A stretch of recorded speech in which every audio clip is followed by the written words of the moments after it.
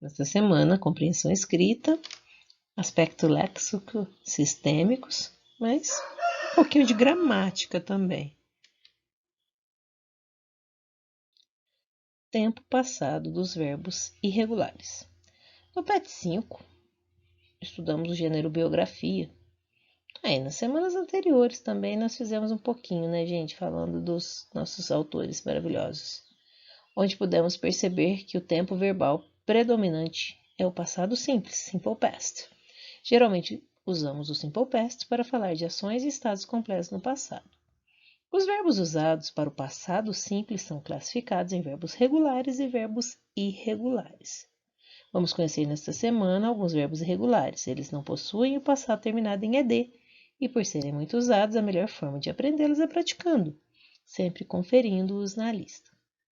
Verbo, por exemplo, to speak, que significa falar. Quando nós falamos no passado, ele é um verbo irregular, então ele fica spoke. I spoke, you spoke, she spoke. Vocês já estão no terceiro ano, então eu acredito, pelo menos eu espero, que vocês já conheçam o passado simples, que é um tempo que a gente trabalha desde o Fundamental 2. Na verdade, o nome simples é verdadeiro, porque é um dos tempos mais simples que existem. São ações que já terminaram no passado. E a parte que eu diria que seria um pouco mais complicada para quem não está acostumado com a língua inglesa é realmente decorar os verbos que estão aqui. Por que decorar? Porque durante a prova, na escola, por exemplo, eu deixo os alunos consultarem a tabela. Mas se você vai fazer um Enem, você não pode consultar a tabela. Então, é bom que vocês saibam pelo menos os mais importantes, os mais usados, ok? Aqui eu vou sublinhar para vocês os principais. Claro, né, gente? Em primeiro lugar é o be. E ele é o único que vocês podem ver que tem duas palavras. Por quê? Porque was é o singular. Eu uso para as pessoas eu, I was, he, she, it. Ele e ela. He was, she was. Ok? Mas, independente de qualquer coisa, a gente vou deixar na descrição deste vídeo, né, para quem não conhece ou para quem já esqueceu, 2 links para vocês de vídeos especiais que eu fiz exatamente sobre isso. Um só explicando o be no passado, como você faz afirmativa, negativa e interrogativa, e também um explicando só o passado simples. Não só a questão dos regulares e irregulares, mas algumas regrinhas e principalmente de que forma você usa, ok? Na negativa, na interrogativa e na afirmativa. Vamos lá. Olha, os que nós usamos mais aqui, dessa parte da tabela. Become, fica became, begin, began. Oh my gosh, eles escreveram errado aqui, pessoal. Buy não é buy, é but. Aqui está errado, ok? Na correção eu trago a escrita correta para vocês. Vejamos de cá. Do, obviamente, é o que a gente mais usa, principalmente no passado. Fica did. Eat, é um verbo que eu uso muito, comer. Ate, no passado. Olha que legal, esses aqui vocês têm que aprender. Fall significa cair. No passado ele é fell. E aqui, ó, há muita confusão. Aqui a gente diz feel. E aí já é sentir. E o passado é felt. Get, um verbo também muito usado. O passado é got. Go, olha como muda, gente. Fica went, have, had. Outro aqui importante. Make, made.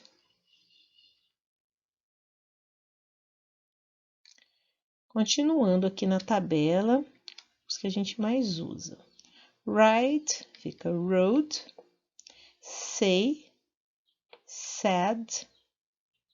Send, sent. Vejamos, take, took. Understand, understood.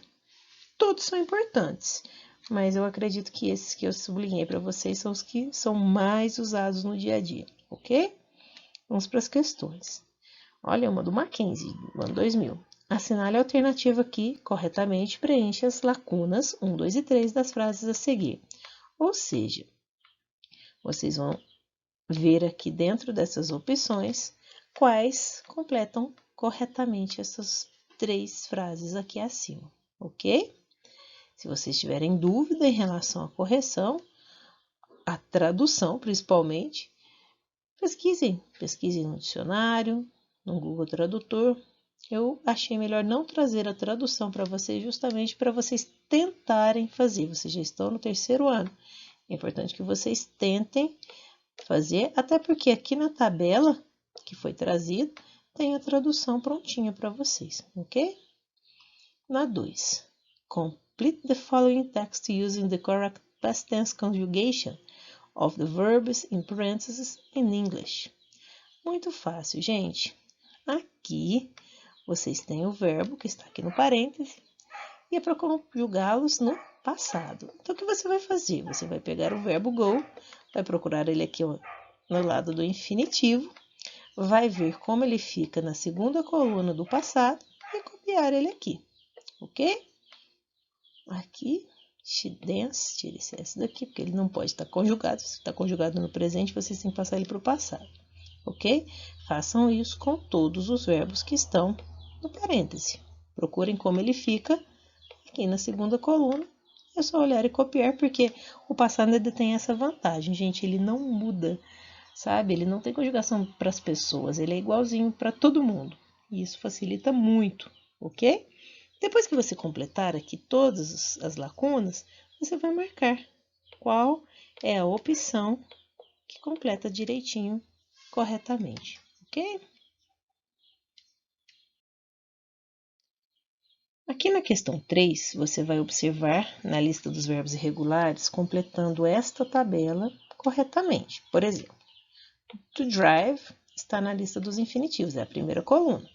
Você vai ver como ele fica na segunda coluna do passado, copiar aqui, e a tradução, o que ele significa.